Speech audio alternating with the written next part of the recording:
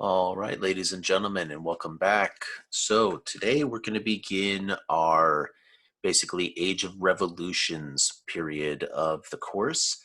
So today we're going to be looking at the scientific revolution, and we will then later this week be going into absolutism and the English Civil War and the Enlightenment. But for today, it's a scientific revolution.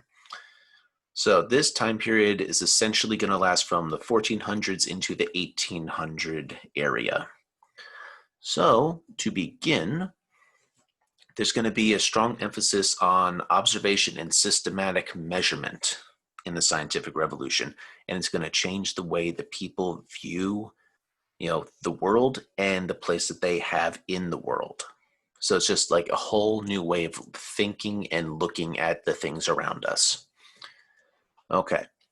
So we're going to promote an emphasis on reason and systematic observation of nature. So logic, the formation of the scientific method. So questions that need that and ideas you need to look at when you're investigating something, and the expansion of scientific knowledge in general. So just more people knowing the science of why things happen the way they do. So the cause for the scientific revolution goes basically hand in hand with the Renaissance, because with that increased interest in the classic works from Greece and Rome, there's going to be an interest in science, because both of those civilizations, they kind of basically are the foundation for modern day medicine and scientific inquiry that we use today. So by reading the ancient Greek and Latin, Latin was the language of the Romans, uh, we start to see and think about questions for the world around us. And this is why people start to seek out answers of why the world is the way it is, and not just because, the church is saying, because this is what God says it is, and that's that. People want to know more tangible, like touchable reasons for why things happen, something that sounds more realistic. All right. Also, the need for advanced science to help shipping and trade requires new ways to measure. So measuring distance, measuring weights, calculating costs, all that type of stuff. New inventions are going to come to the forefront, like the telescope and the microscope. And of course, the ideas are being spread by Gutenberg's printing press and the different models that would come to follow. All right. So we're going to start getting into some of the interesting people of the scientific revolution. First, we have James Cook. Now, he was one of the first explorers using scientific methods instead, for his discoveries, instead of just like, hey, we're going to go look for gold. So he would use the chronometer. This is a tool that helped keep precise time on ships to help calculate position, so you can judge speed and so how far you traveled over a course of time, to help figure out where you are on the map if you're in the middle of the ocean. He would also help figure out that having a supply of fresh fruits and vegetables would help keep sailors healthier and preventing the disease scurvy, which kind of incapacitates crews, and so that the crews aren't working as efficiently. And he would use mathematics, the use of letters to represent unknown quantities in mathematical equations. So think algebra, calculus, trigonometry, all those types of maths that have letters involved. You can thank James Cook for having that, being part of introducing that to us. All right. Now, thousands of years, human history in general, all of it.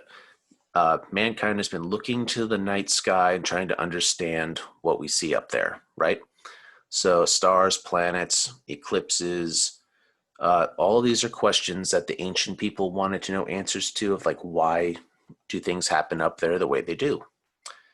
And so for about 1500 years, the system in place was called geocentric theory of the universe. And this was created by a Roman astronomer named Ptolemy. Geocentric, geo meaning earth, centric, I think you can figure that one out, meaning center. So like the earth is the center of the universe. Okay, that's this. And, the moon rotates around us, and the other planets and the sun rotate around us.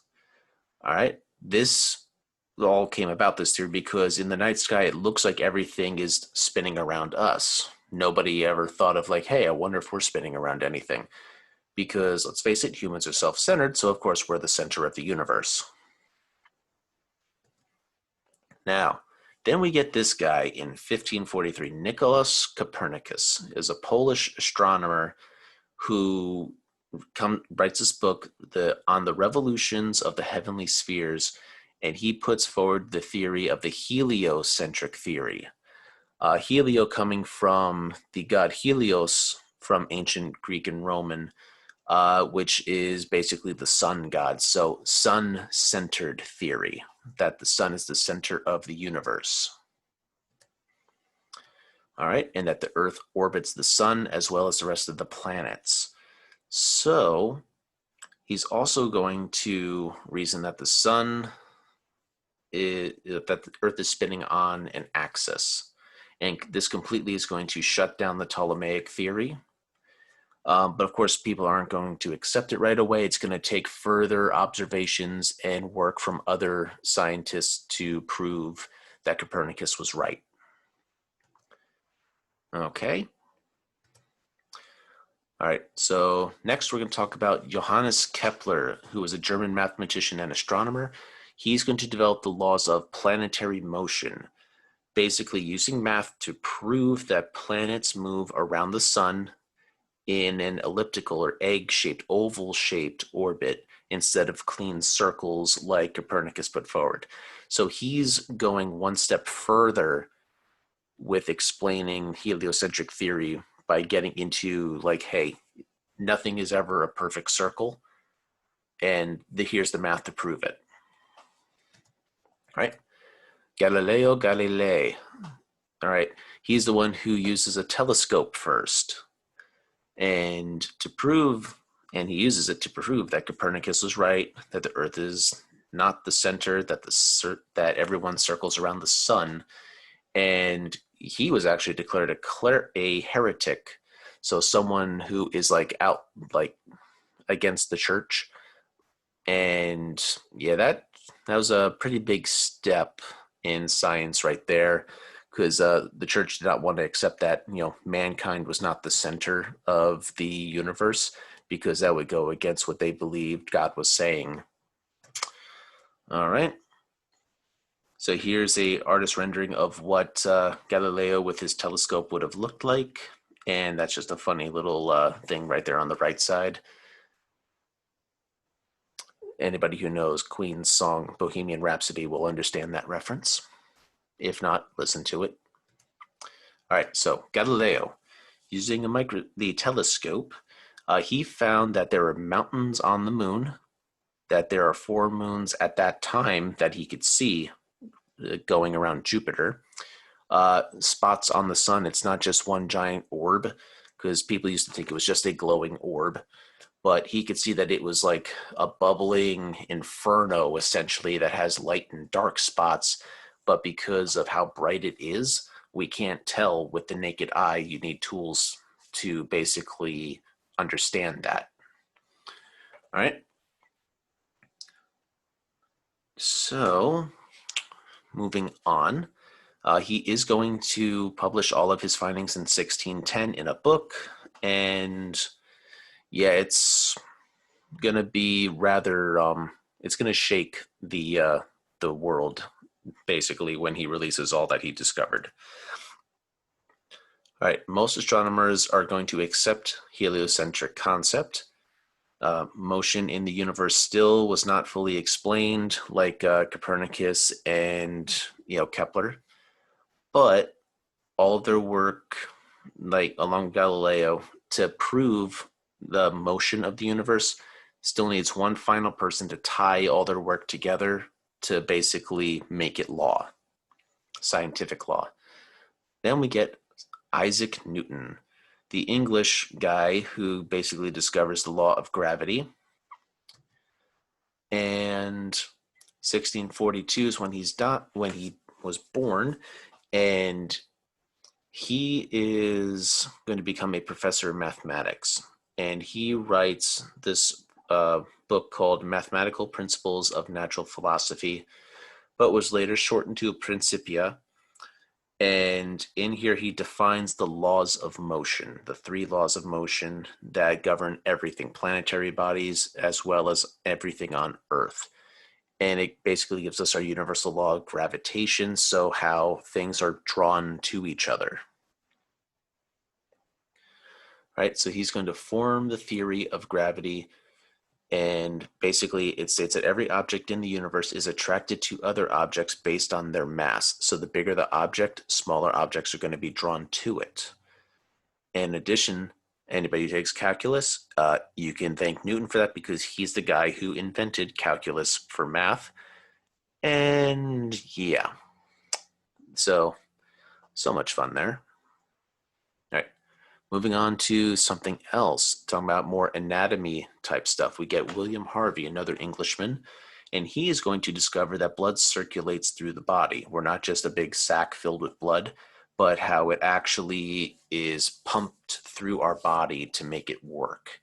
He discovers that the heart and not the liver is the central piece of the puzzle that is the human body. Because people used to think the liver was what did all the work, not the heart, for making blood flow. All right. So now we're going to switch to René Descartes. All right. This is a guy who's with philosophy and reason.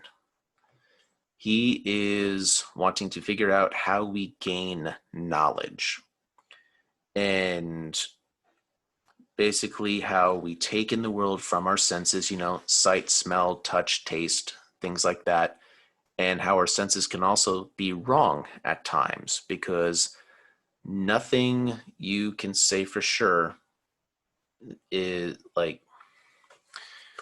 what I might perceive as the color blue might actually not be what I think of as blue for somebody else. It might be what I would perceive as green. So it's a very philosophical way of looking at the world. And like this quote here, I think, therefore I am, it's like, I think I exist, therefore I do exist. If I stop believing that I exist, I no longer exist. It is confusing, but luckily we don't have to get too further in depth than this.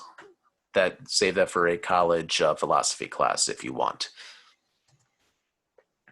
But basically what he's mean, just to pull it in there just a little bit more, the only thing that I know for sure is I exist, is something that he is saying, and we're looking at rationalism. And that is the idea that you can use reason and logic to figure some stuff out without even observing it. Like, there's oxygen in the air because I'm breathing and I'm not dying from it.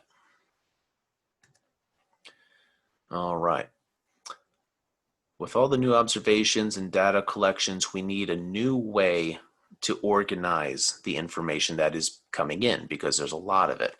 And this is where Francis Bacon is going to come in. And he was actually a lawyer for Queen Elizabeth I, who, we talked about a few weeks ago, or last week, I think.